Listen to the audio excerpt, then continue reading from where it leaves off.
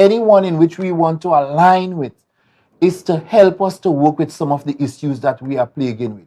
We realized quite recently that outside of the accidents of the RTA that we have been seeing, we noticed that there were some situations where the some of the motoring public are not aware of the U-turn system.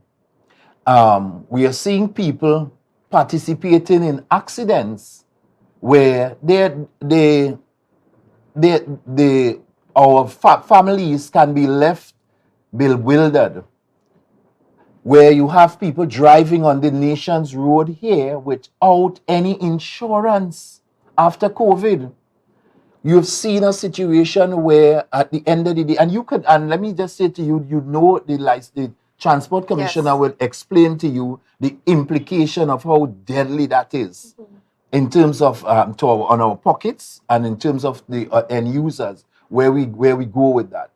We have seen a situation in my case where most of the homicides that we are investigating, we have situations where motor vehicles are being used coming via the ferry, coming to Tobago, wrong number plates, and ending up here among our own people here, purchasing them, using them, and committing crime and criminality. And therefore, we have to address these issues, and it is hence the reason why we are organizing these sessions that we are going to be utilizing here to educate, to inform, and to ensure that we act as a catalyst for change in this society where recklessness about the highways and byways. I'm sharing with you that from what I'm seeing on Claude Noel Highway, as we would call it, sometimes you are scared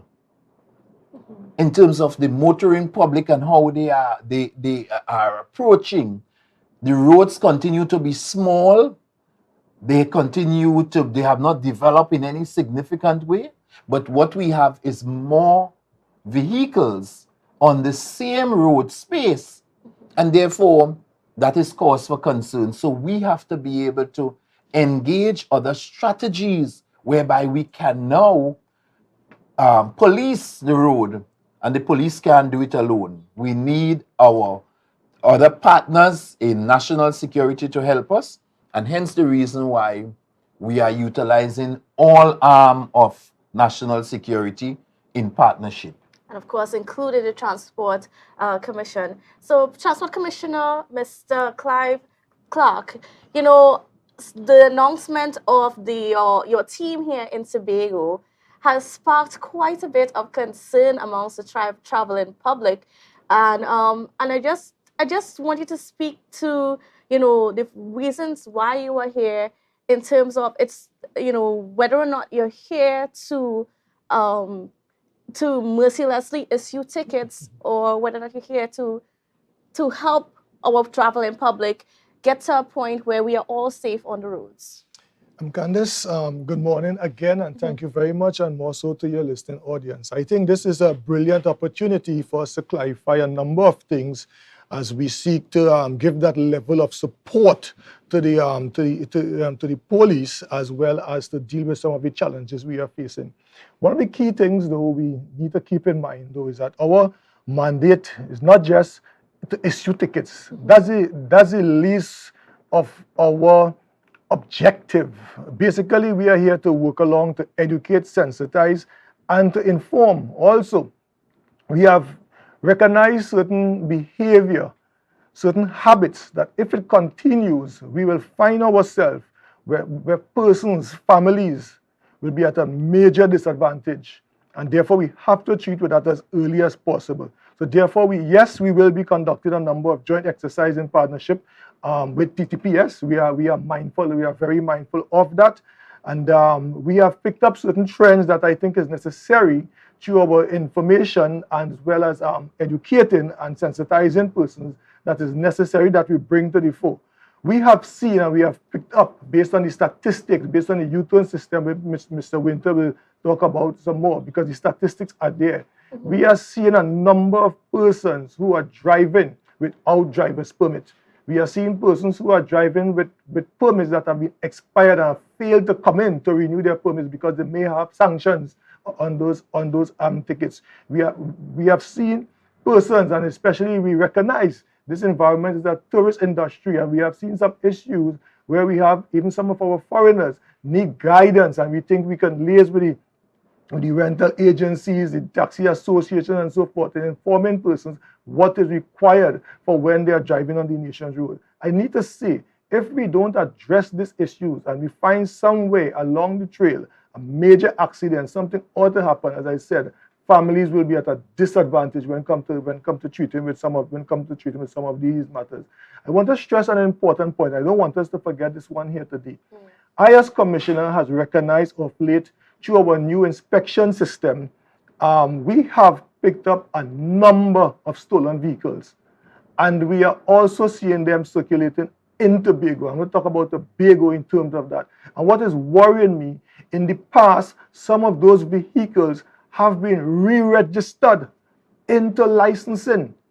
And some of those, and due to the fact that the inspection system allows us to detect those, we have found situations where persons are acquiring vehicles without doing any due diligence and then finding themselves in situations when we locate those vehicles. You may have some sort of loan with a financial agencies, with different financial agencies, that you can find yourself in problems. Persons are participating in certain transactions because they feel they may have a contact in licensing. So X seeking to purchase a vehicle, I decide to go to a company who might be offering me a one-stop shop service, making you feel just purchase this vehicle. You don't need to go to licensing. I have a contact. I will do everything for you. We have systems now to pick that up. And what we have found, the persons who participated in those activities, 98% of the time is either a stolen vehicle or a knocked down vehicle. By that I mean they cut out the chassis from one vehicle, place it in another, or file over the chassis in that specific vehicle and stamp something else. And I'm saying, though, we are here to protect you from your investment. We are also picking up a number of key offenses. I will just talk about one of them. Mr. Winter will talk about the details. Seatbelts seem to be an issue. The use of seatbelts. Even in 2023. Yes, even in 2023. And I'll tell you something. I strongly believe if we treat with this seatbelt issue, we will find ourselves in the event there are any eventualities, minor accidents, etc. You will find yourself in a position where we can save lives. And my concern is lives and family. Hence, the commissioner have serious concern and have decided to team up with the TTPS in addressing these issues in Tobago. All right, well, I'm going to have to stick a pin there. And viewers, don't worry, we are going to be speaking to a lot more of these concerns that the police are faced with, what they are looking for, what you as drivers need to be aware of while you are on the roads. So don't go anywhere. We'll be back right after this. I say, thanks a favor to wake up and hey. Tobago updates. Na, na, na, na, na. Good morning, Tobago. Na, na, na, na, na. Welcome back to Good Morning Tobago on Tobago Updates. Viewers, we have a jam-packed conversation for you this morning. We are continuing speaking with ACP Collis Hazel for Tobago. We have the Transport Commissioner, Mr. Clive Clarke, the man of the hour right now in Tobago. And of course, we also have Mr. London Mark, who is a fire prevention officer for the TTPS. And we are talking about road safety this morning because that is incredible, so very much important. Now, like I know, there's a lot of concern, there's a lot of anticipation, apprehensiveness within the space with the presence of the Transport Commission here in Tobago for what, the next week or so? Yes, next couple of days. next couple of days, right? Now, what are some of those things? Sometimes people, they complain, like when they get stopped by the officers, they get ticketed for sometimes something very minor, some things that they may not be aware of. And, you know, they often say, people often complain that the officers are unjust. Why you ticketed me for this? You know, so can you enlighten us as to what some of those things that the traveling public is not really aware of, but can attract fines as well as the demerit points on their licenses? Yeah, thank you very much again. Let me say, though, is that anyone receiving a fixed penalty notice, so we use the term ticket, under the new fixed penalty system, we refer to it as a fixed penalty notice. And there's a number of offenses one can receive a ticket for. And I want to say, though, the officer who may be engaged at the point in time with the driver, we take this opportunity to explain the reason as to some of the concerns we are seeing. We sometimes have, or most times, have a conversation about individuals. And sometimes we discover that these individuals are aware of some of the things that have been taking place.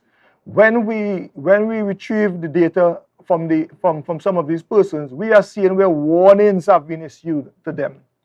And therefore, there are times we issue warnings and there are times we issue tickets. I want to say we have a zero tolerance when it comes to things like seatbelt and cell phone. We have seen even yesterday, while we were, just a case in point, while we were leaving our hotel, when I, the commissioner, looked back to ensure the last vehicle came out. And just behind the last vehicle, someone was driving with a camera on top of the vehicle, holding in his hand through his cell phone, using his cell phone and taping. This is the level of defiance we see taking place. And if you look at the statistics, just turning your eyes away from the road, that could be fatal to someone, and therefore you have to call up the fire service and all these different resources and so forth, etc. So there are some offenses we have zero tolerance for, and as commissioner, I'm not going to try to butter that. There are some offenses we take the opportunity to guide and to advise persons. You need to have these things remedied. While this is not one of the things we have picked up a lot also is that we are finding persons with the heavy vehicles as well as the lighter vehicles, driving those vehicles not with smooth tires. We have gone past that. We are seeing now the canvas and the steel on the tires. And if you own a vehicle, you need to address those issues. Zero tolerance we have on those matters. And we're saying those are things you have a clear choice in terms of treating with those issues. I encourage persons to get their vehicle inspected. Get your vehicle inspected. It contributes towards safe driving. We know there is a challenge in Tobago with the number of inspection stations, etc. Yes. I take the opportunity here again to say that we encourage persons who may have the necessary infrastructure, approach the commissioner. I will have no objection approving garages once you meet the necessary specifications. The specifications, the guidelines, all those things are online on the website. You could simply type vehicle testing stations and you will get all the guidelines necessary to set up an inspection station, and you can even apply online. I can tell you it takes less than 6 weeks to approve a testing station once they have the necessary infrastructure. And as in you place. raise that matter of the testing stations, is there any sort of mercy being shown to some drivers? Because it really is a challenge with the fact that we don't really have many stations that we can go to get vehicles inspected. And especially with the amount of vehicles, sometimes people are going several days in a row trying to get this done, and they're not always able to get it done within a timely manner. I'll tell you something, and I hear you and I agree to a point. In January, we had a sort of upsurge of persons seeking to get their vehicle inspected because they know we were continuing and ramping up enforcement on that. I took the opportunity to drive by while I'm here by some of those inspection stations, and I'm not seeing the enthusiasm too. So while that is so, we are not seeing the enthusiasm from persons for doing so. I don't know if there might be a lack of enforcement, of challenges, etc. with that. But I'm telling you, that will lead straight into road fatalities because these persons may continue to drive their vehicles defective. And I'm saying though, as it is right now, between January to now, we are now in August.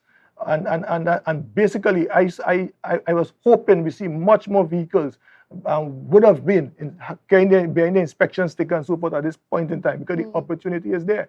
I think for some reason there seemed to be a lack of will to participate in that. And I'll tell you something. If we do not seek to enforce that component of the law, we will find ourselves in problems. And then tell me a bit about, just some of the other infractions that you are seeing out there on the roads. The most common infractions, even with your vehicle, that that people are not paying attention to. Well, we have a particular aspect we tend to want to raise. I want to be specific to what you asked. But we talk about effective fittings on vehicles, and we have seen a number of those.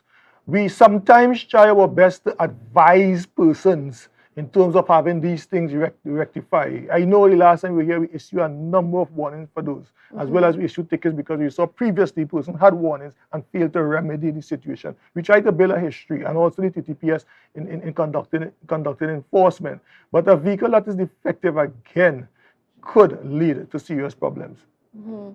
All right, and then I want to bring in Mr. Lyndon Mark from the Tobago Fire Service into this conversation as well. What would you say are some of the most common issues that people don't pay attention to that leads to accidents that you guys have to be the first responders to?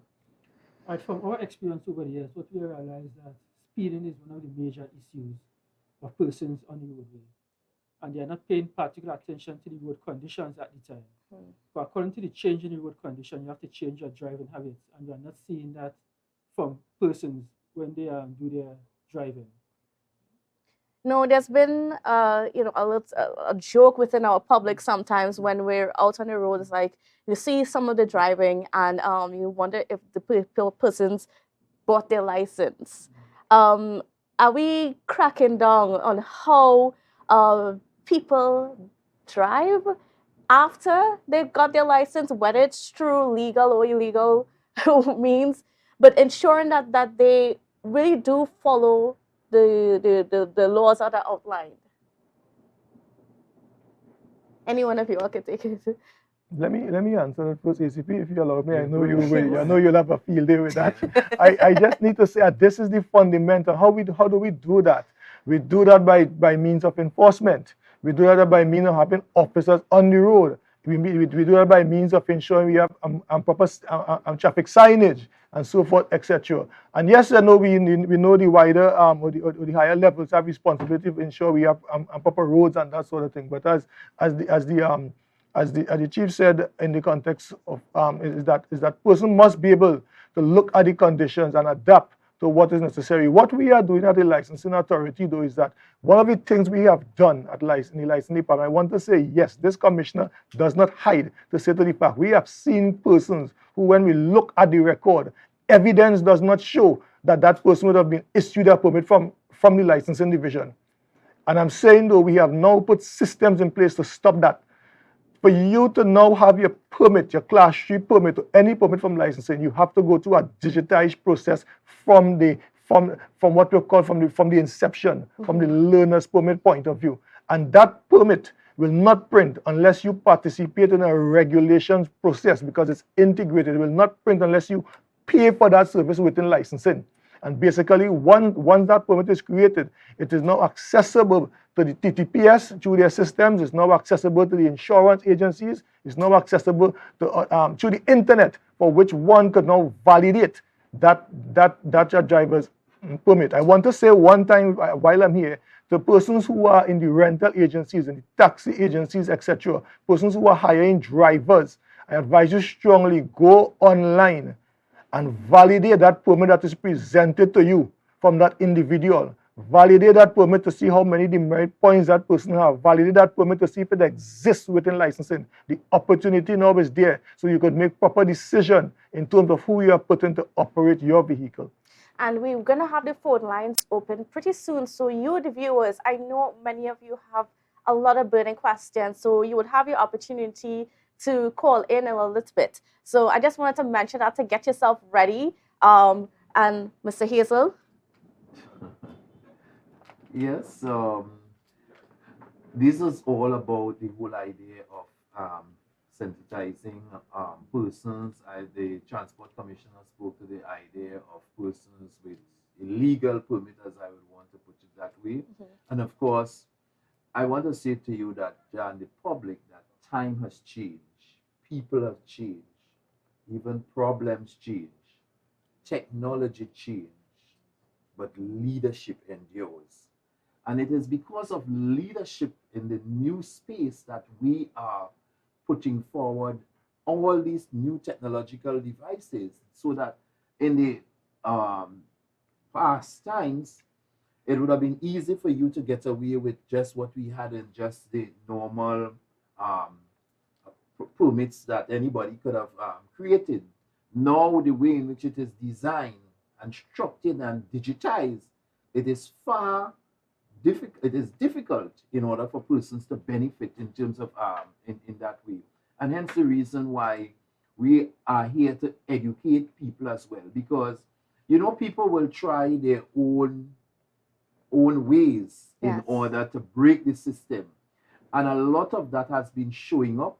And before people are being caught, it is important that law enforcement must act as that catalyst for change in informing, education, and educating people. And hence the reason for these sessions.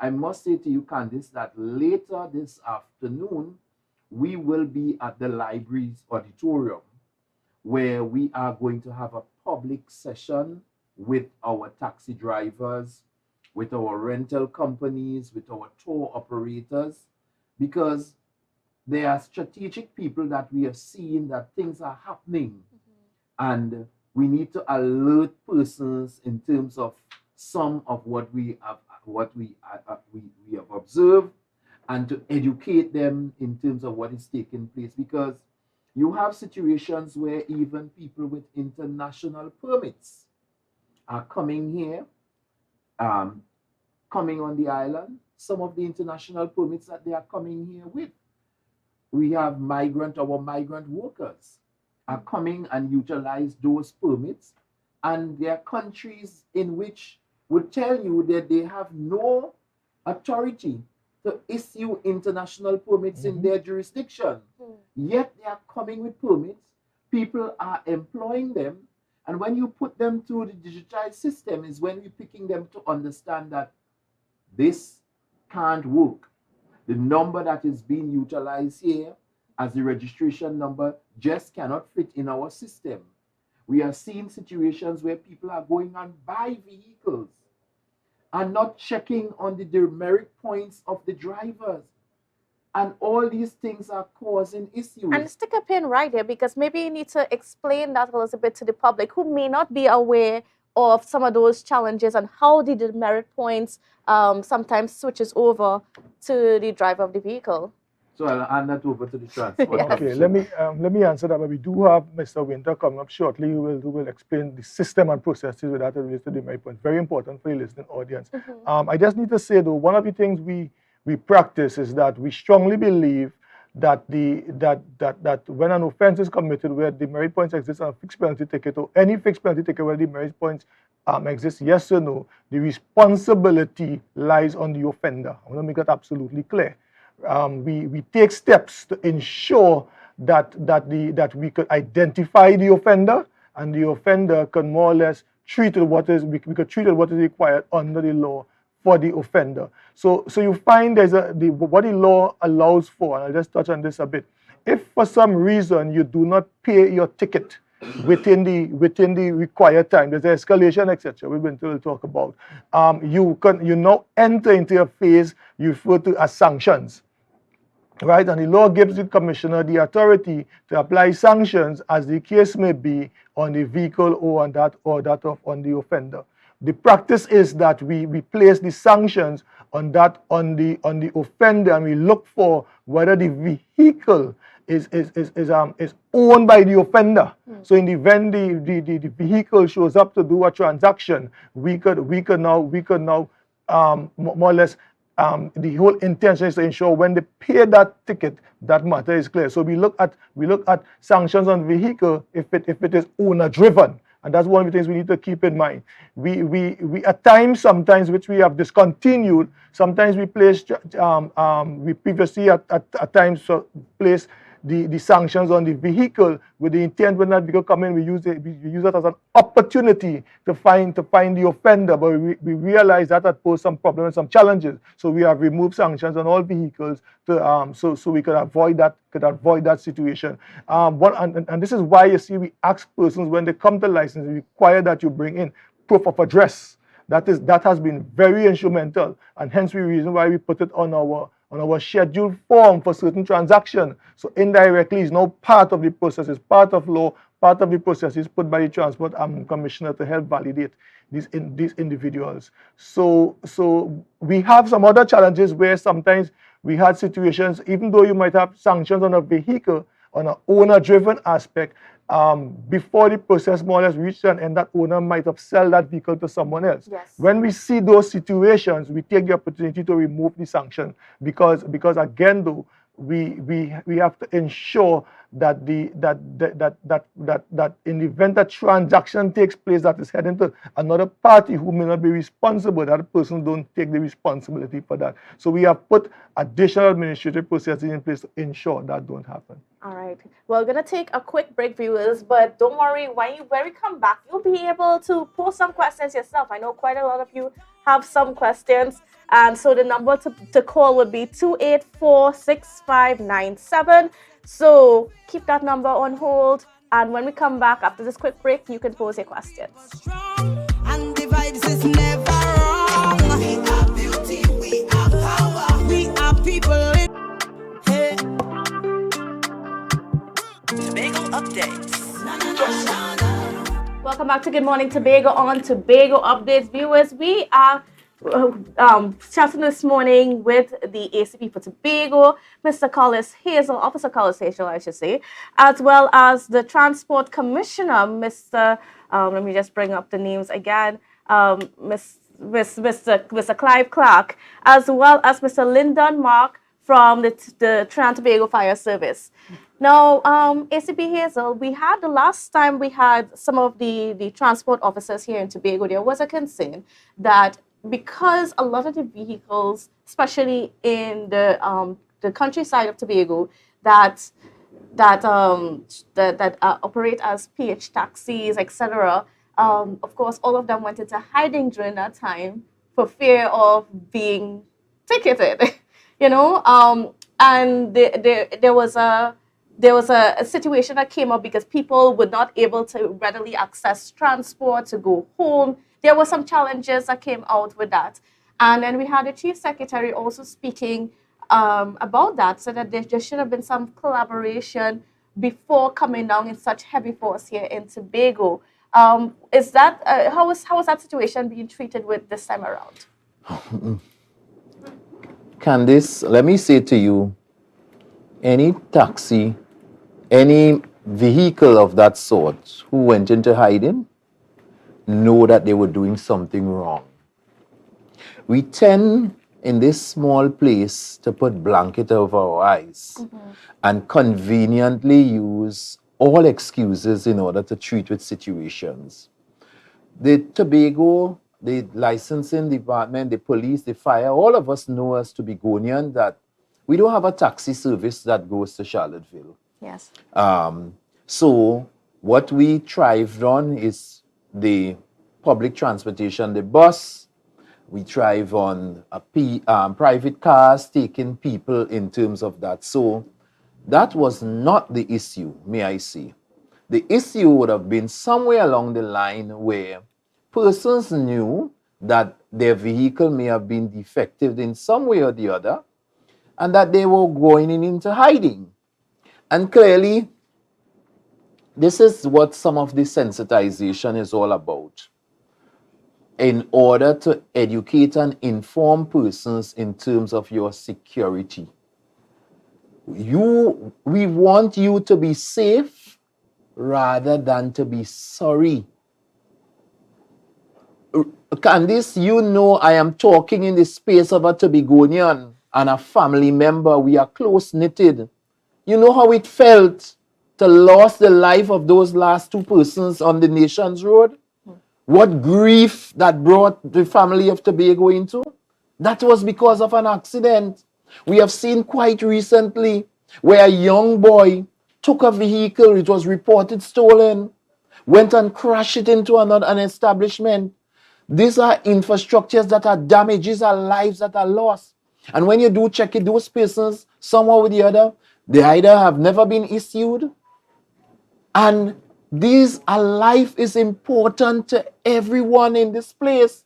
And to lose these lives and family are grieving over the year. Think about it, where that mother and father, husband and wife, I'm talking about, lost their loved one. These children are growing now without knowing there is no daddy, there is no mommy. You're studying in terms of all the significant difficulties that they are traveling into.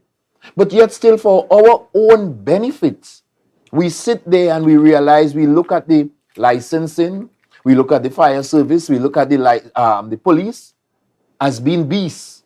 We are there to carry out the function of enforcement and education and sensitization, and that is what we are there to do. So I want to debunk the whole story about people can't get no vehicle to go nowhere. Poppycock. What I want people to do is to practice what is the requirement. If you are driving a motor vehicle on the road, you ought to have a license. You ought to have ensure that it is insured. Many times, people run up and down here. You have to ensure that it is safe so that people can travel in it. Because the same people who saying they don't have no vehicle in order to go about their merry business, you're condoning something. Sometimes we in vehicles and drivers are driving speedily above the limit. And you will ask yourself, being responsible, you ought to be telling that driver, if you cannot drive within the limit, put me out. We have to be to advocate and to be able to take charge and be responsible for our own lives. So when I hear all these things about people can't get there, who you talking to? I am Tobagonian. I live in the country. I live in Roxborough. You're not bringing that story to me. I am saying, let us practice what is right and ensure if you are doing the right thing, you could sit back comfortable in your luxury. Nobody ain't troubling you. But it's the people who outside there who are encouraging. You know, I want to put this on record too as well. As we try to make this place safe, the firearms that we have been finding in Tobago quite recently, and we're going to be publishing some of them, commending some of the officers pretty soon. And we're looking forward for that. So you will look Yes. forward to see that. It's firearms, and we are donkey and horses about here, you know. People are traveling in motor vehicles and concealing those firearms inside there. So we ought to be able to be making routine checks. So from time to time, when you see my officers are asking for you to pop the trunk and search inside, is because we have intelligence-led policing taking place, where we have an idea that people are outside toting firearms all about the place. And it is about making Trinidad and Tobago safe. So I really want to say, if you have, as the Tobagonian would say, if you are cocoa, son, no look for rain.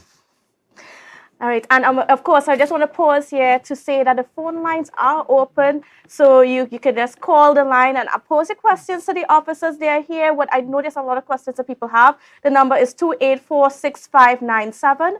284-6597. And you know, just as you brought up the incident of the Adams accident, and it's still a trauma that exists amongst a lot of our family members here in Tobago.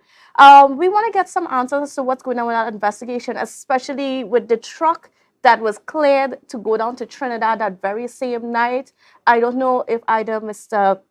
Clarke or Officer Hazel, you'd be able to provide some clarity as to what really happened there and what's going on with that investigation. Okay, so I can say to you, and then just to debunk that, you see, we have a sort of fairy tale thing that we take and run about this place with.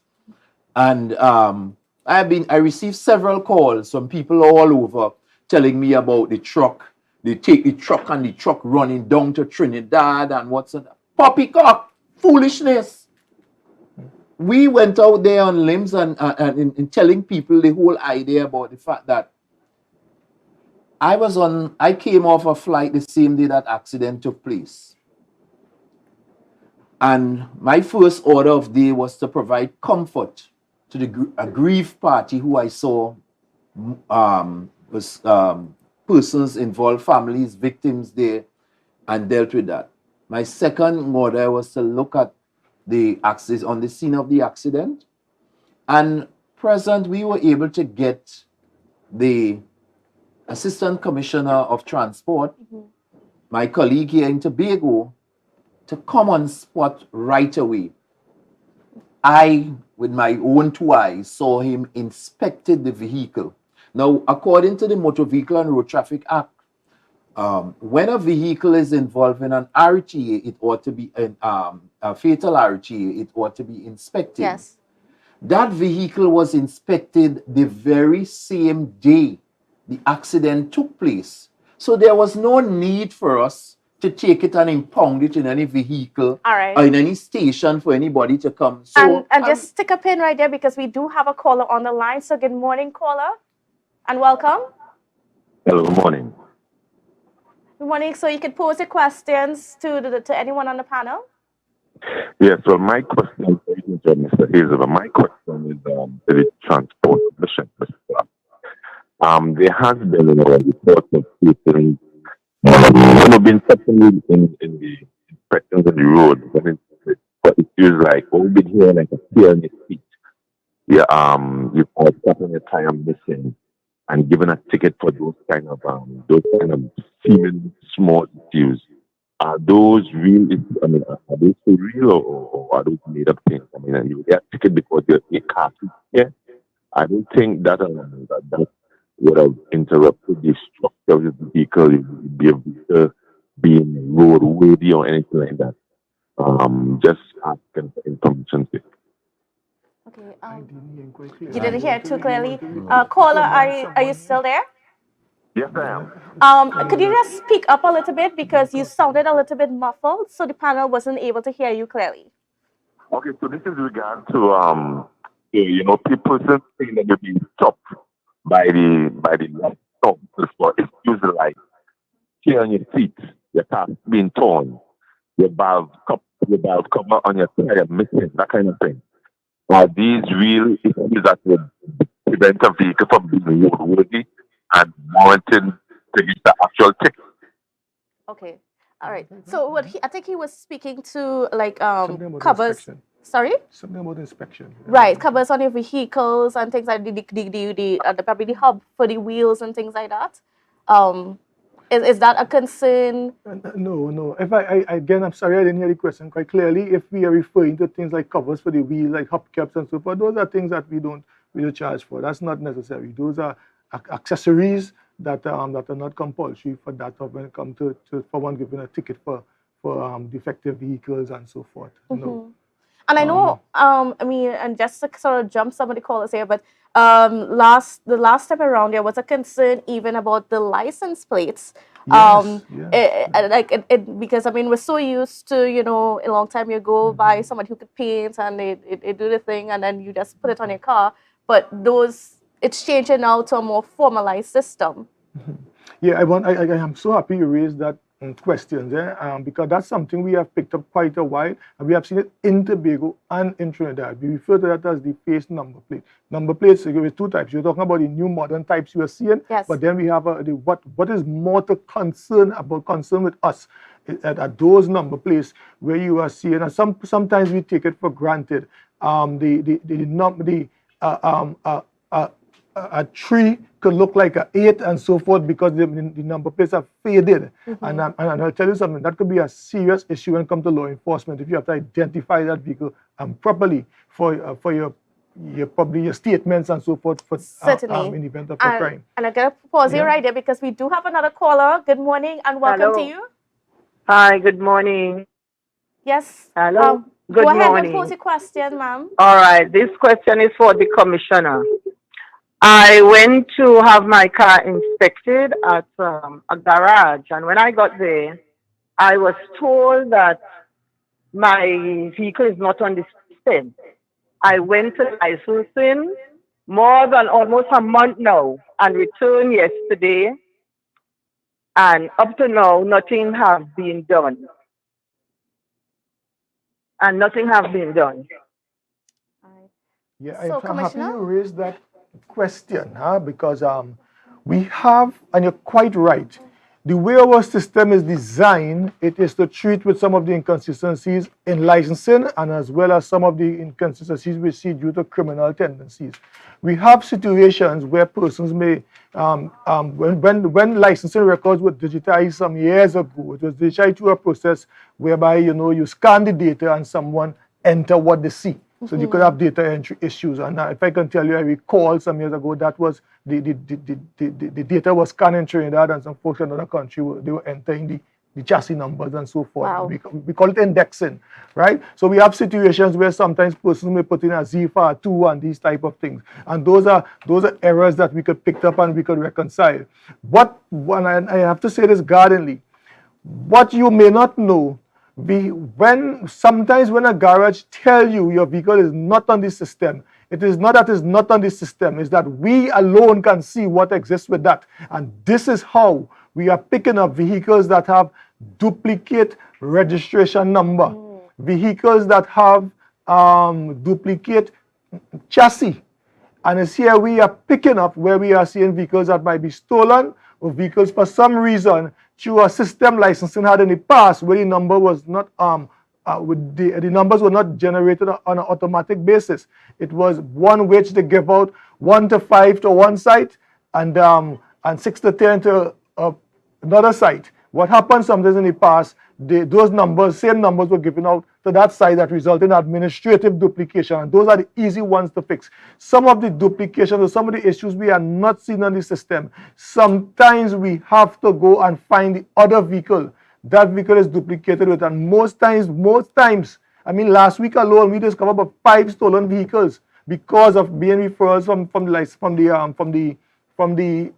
the garages. Right. And sometimes, and let me just say, the very persons that are in those situations who make the complaint discover now that they have in their possession a stolen vehicle. I want to say though, however, we have put systems in place to address that as speedily as possible, and most likely they are in the process of locating a vehicle, locating the other vehicle it might be duplicated with. Questions might ask, will I get a ticket for an inspection if I say such is happening? Two things I want to make it clear. Any ticket anyone receive, you can contest that. It is not the final say, that is left for the court. Any ticket, you can contest that ticket, that's one. Secondly, we do have necessary information while we are on the road to radio check our systems and see if there's we call it an amendment might have raised with this vehicle, and therefore we say obviously we cannot and we will not issue a fixed penalty ticket if the vehicle is not inspected. We do have access to information on that. All right, Commissioner. And we got another caller on the line. Good morning and welcome to you, caller. Hi, President. Good morning to the entire panel. I have questions and suggestions as well. The commissioner would have spoken about signage. One thing I could say in Tobago, we lack signage. And in addition, a lot of these signs are hidden by the bush, trees, and that kind of stuff.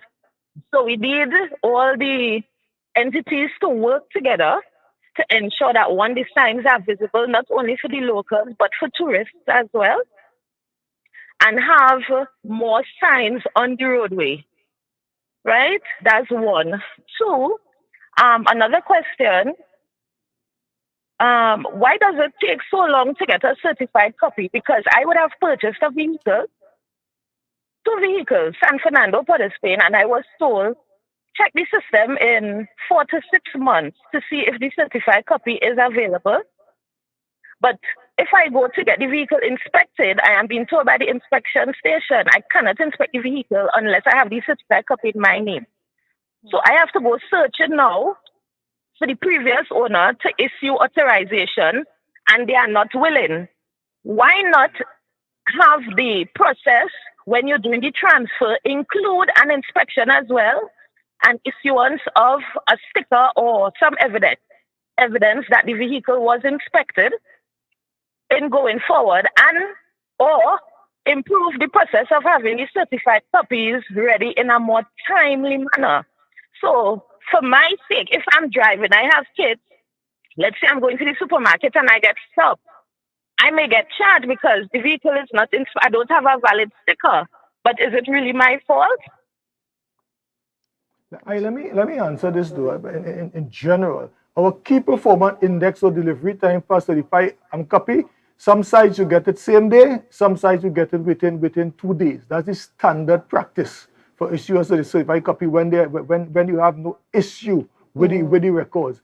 The ATC, the ACP for Tobago will be on shortly. I know he have given me his commitment as certified copies are normally generated on a faster basis. He may probably talk to some more on that. But we do have situations. I've never heard of a certified copy taking so long to give in terms of months. We do have situations though where we see, and our systems now, when you come to apply for a certified copy at the licensing department, and you go to the cashier, that the system is built in such a way now whereby the cashier will check, they must put in that vehicle number on the system. And therefore, if that vehicle number doesn't show up on the system, they will tell you, listen, we're having problems with your record, so you don't pay. So they send you by an area to do what you call a query. And then in querying again is where we sometimes find those duplicate records because might be linked to stolen vehicles and that sort of thing. But again, the processes are there to ram that up. I will want to advise you, if you're calling from Tobago and that issues in Tobago, that you visit the ACP. We do have a walk-in thing where person could query those challenges, ask for the ACP in charge. I heard you call San Fernando. You go there, you have an assistant transport commissioner also, ATC, sorry, and ACP on both sides. As well as have automotive licensing officers. And let me say, those persons are willing to assist. And I will tell you something, and let me say it here today. We have had situations when we sometimes try to build processes in place and we put certain key performance index and systems in place. We have persons who we have found that are not licensing staff. I want to make it clear, are not licensing staff, are finding themselves in an environment and giving persons impression that these are some of the things that are happening, and sometimes they're seeking to assist and making things more complicated for persons. I advise persons when you're visiting licensing, ensure you conduct your service at someone at the counter and not someone who might be purporting to be staff on the outside. All right, well, we're going to have to take a pause there and take a break. But viewers, don't worry, we'll continue to take your calls when we come back just after this. Rise up to a brand new dawning as the passion start to rise. The energy fill the skies. You can now get whatever you need whenever you need it anywhere in Tobago with Tobago. Your meals, medication, groceries, and shopping all delivered directly to you. No more hassle, no more stress. Get the Tobago app today on Google Play or Apple App Store. That's TAPPOGO, and let us deliver to you. Check our website at www.tapogo.app or call the experts at 494-TOGO and 484-4746. Tobago. Relax. We will get it to you. Tobago's at your service.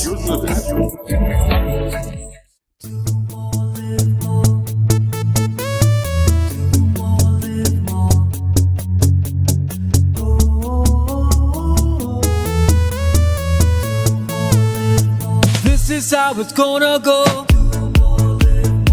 They better look up below, 'cause this is your show, and everybody's gonna know. Say it to them once again. They better look up below. This is your show, and everybody's gonna know.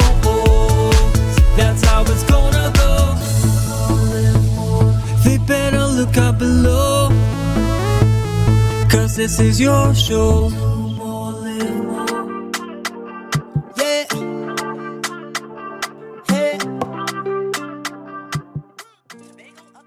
Hey. to Good Morning Tobago. And yes, I know, viewers, you are very eager to get your questions in to the Transport Commissioner as well as the ACP in. So we have another caller on the line. So good morning and welcome to the show, caller. Hey, good morning.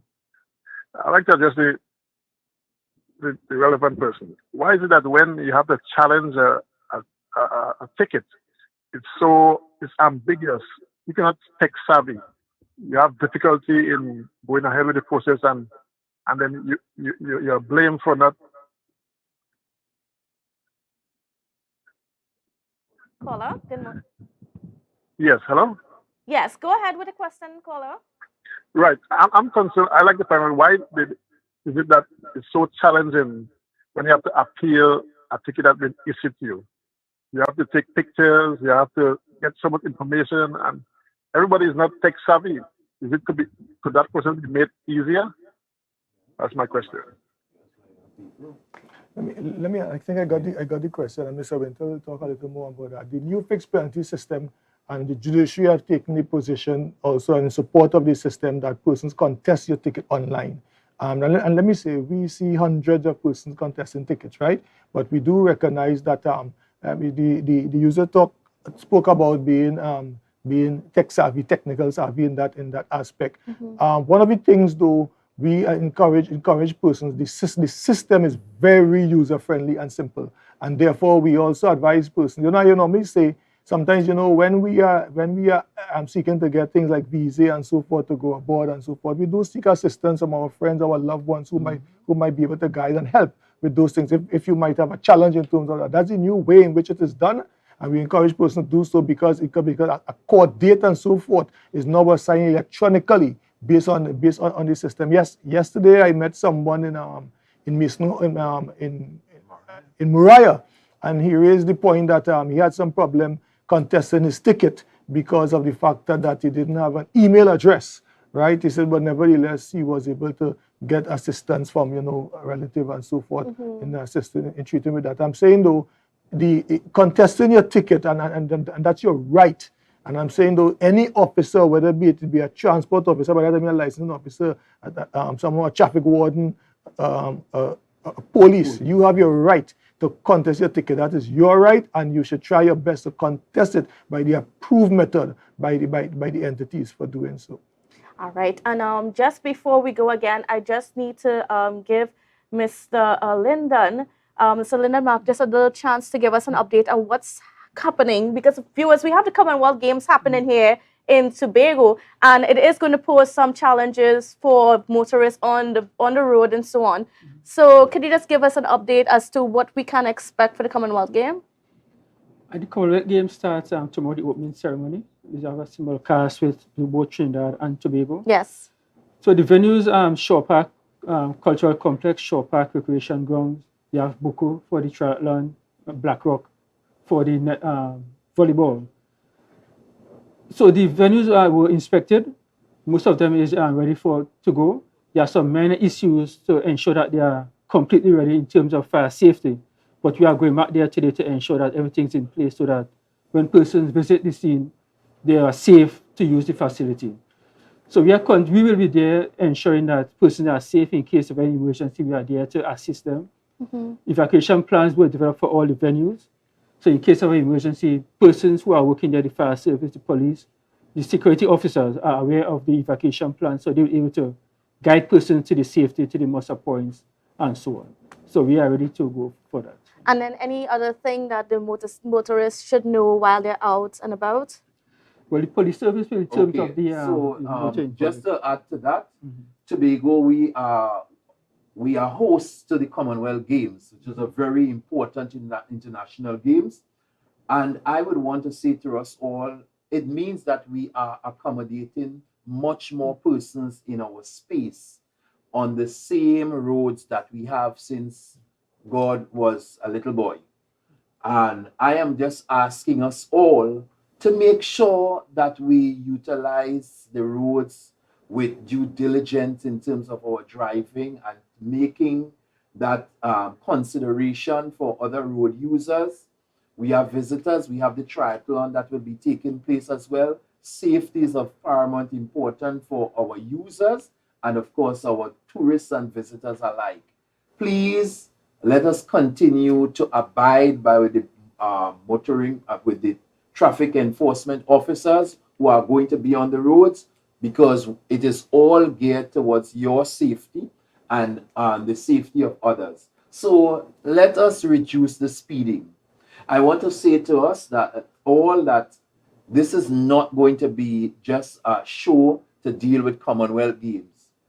There are going to continuously be enforcement with the the traffic, the licensing officers and the police working together on this island all throughout the year.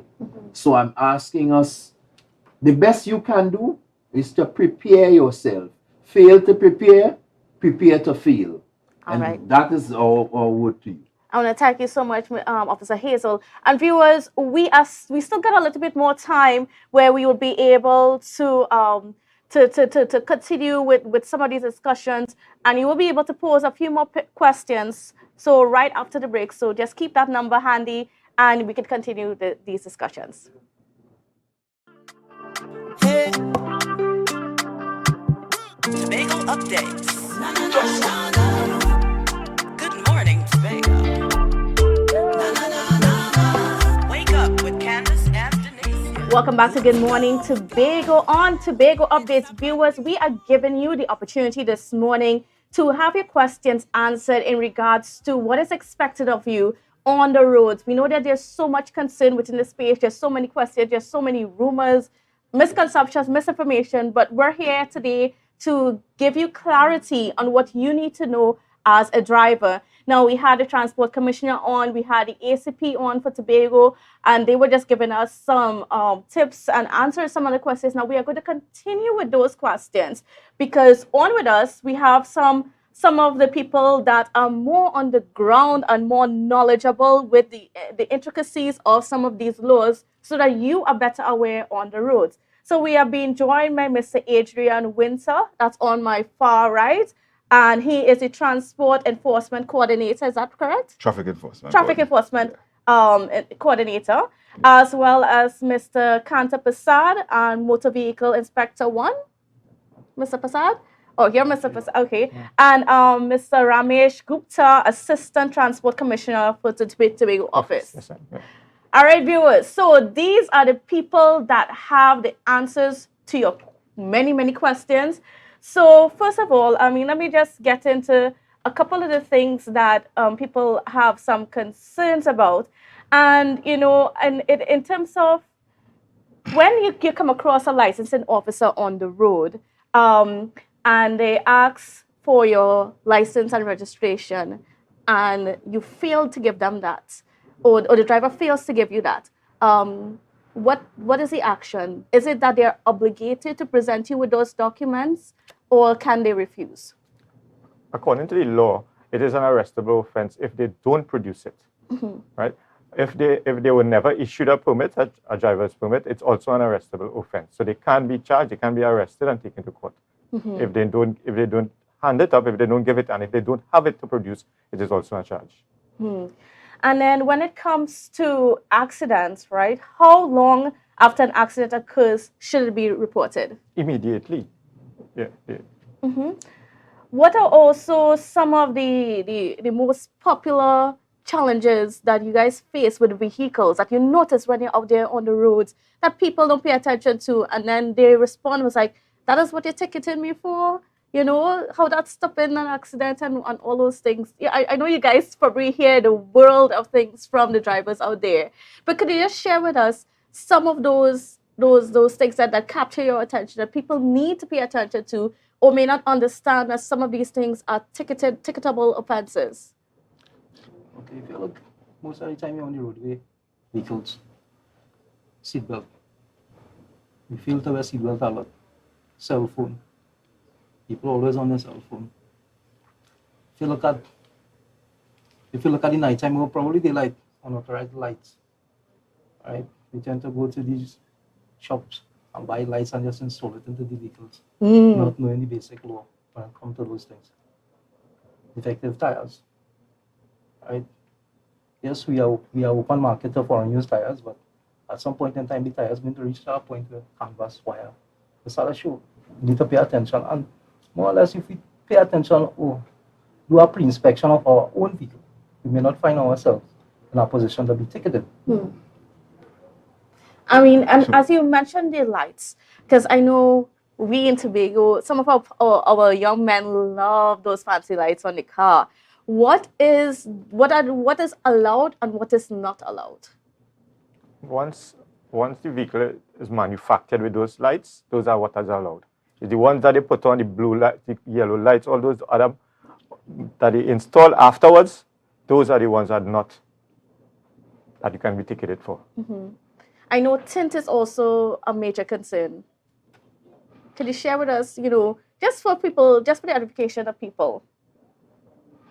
Kandace, yeah, if I might be allowed the opportunity to really put the amendments to the Motor Vehicles and Road Traffic Act, which were operationalized in May of 2020, into context.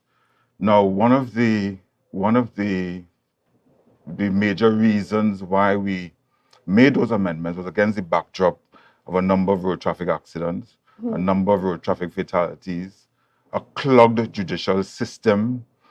So what we set about to do was to amend the Motor Vehicles and Road Traffic. Oh, one of the major points I forgot to make as well is that we sought to decriminalize those traffic offenses, because in the past, those traffic offenses were considered as criminal offenses.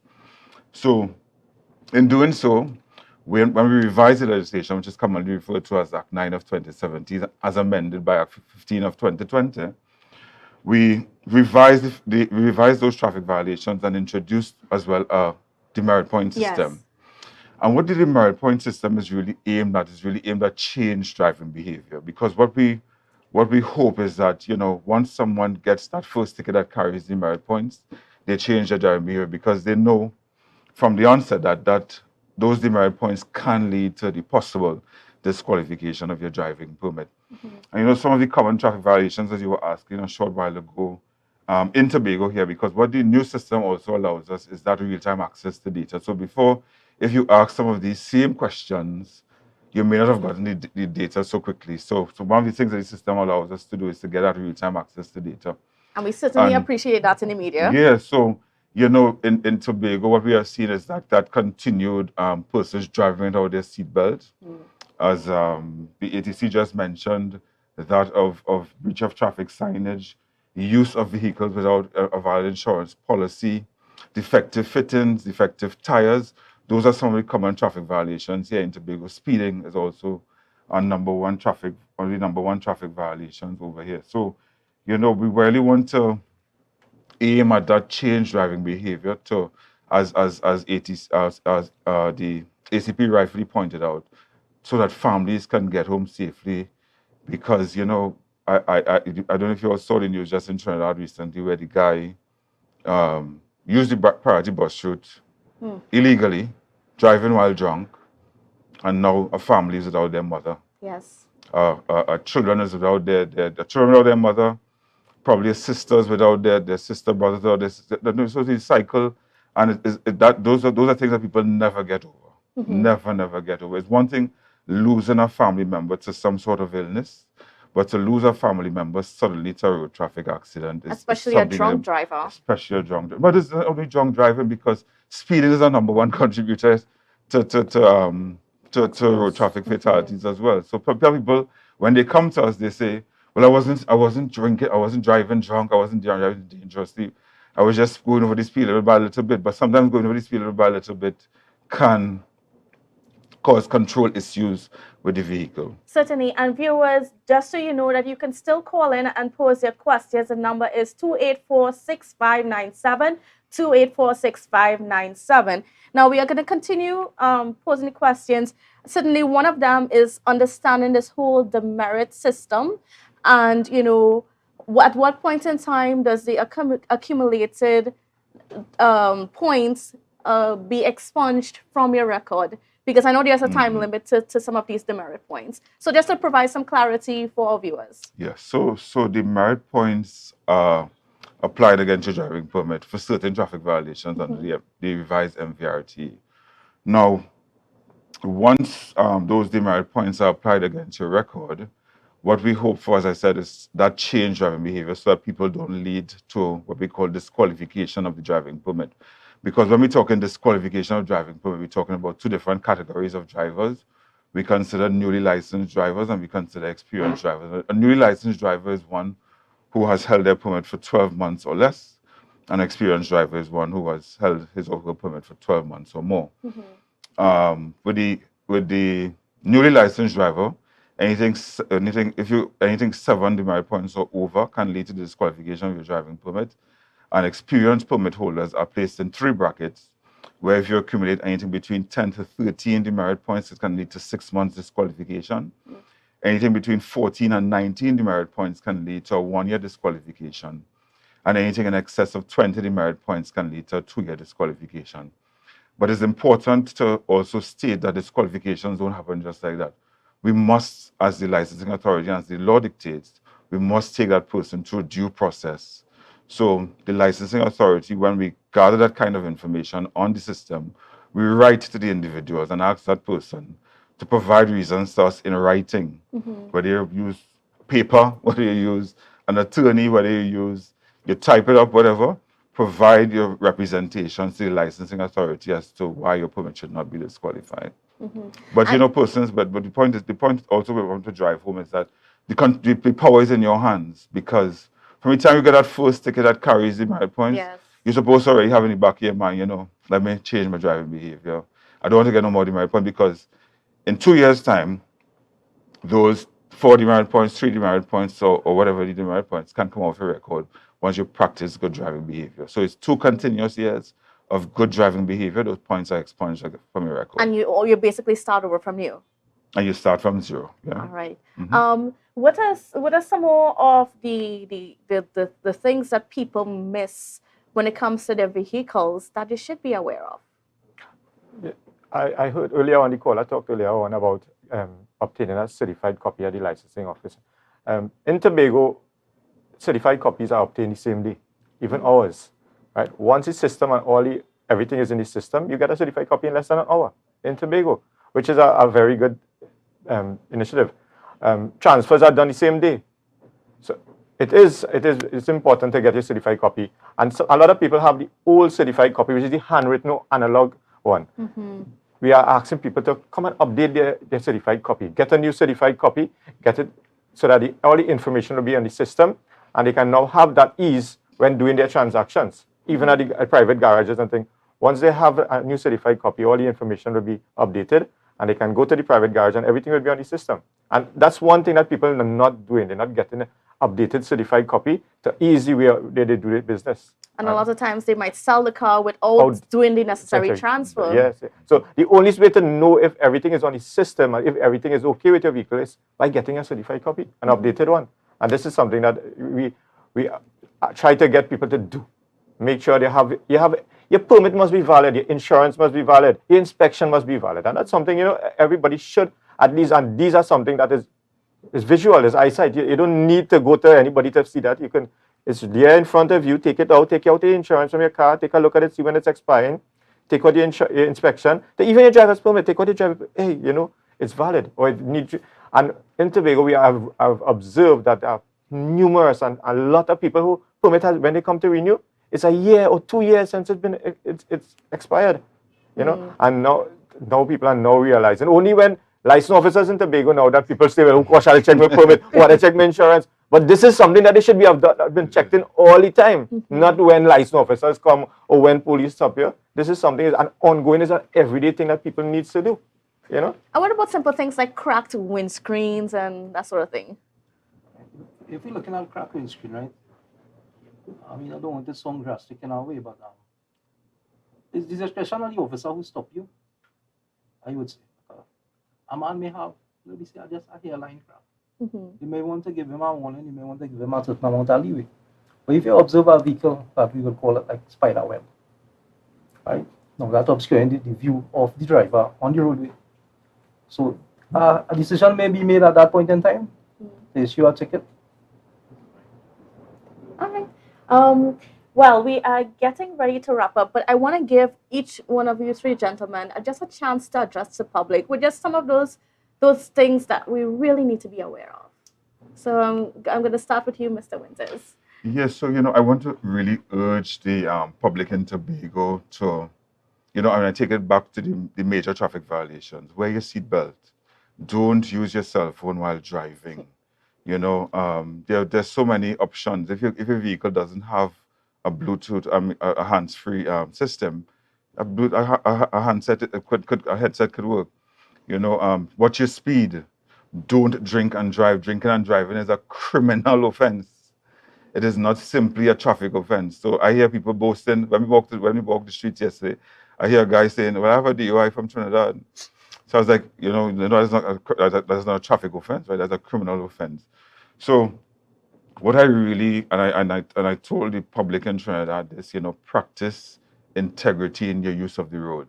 So you don't need to see these guys in their white shirts. You don't need to see police officers. You don't need to see blue flashing lights to know to conform to the rules of the road, because everything leads back to safety. Everything leads back to families being able to come together at night, have dinner together, because it's not an easy thing, as we always say, for a family to lose a family member as a result of a road traffic accident. And all what we do is to prevent those occurrences.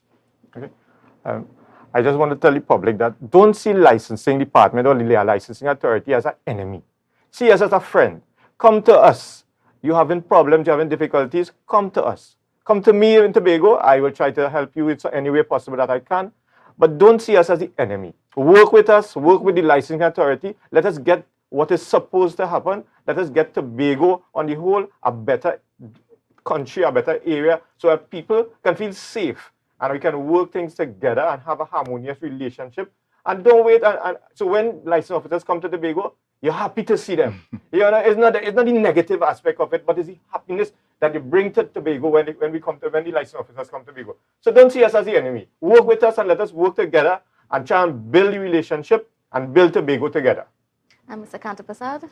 Well, as the UTC here spoke, good message sent. I would say, since my area would be inspection, I would like to let the public know that when you come in for inspection, it's not just about paying the 300 and getting your vehicle inspected. Prepare your vehicle for inspection. Prepare mean from the top to the bottom. Especially washing, under washing, check your lights, make sure everything in order, chassis number clean, engine number clean. No. It's a speedy thing. Once these things are in order, you don't have to stay there long, you will not get that defect. And you'll be all right for the road.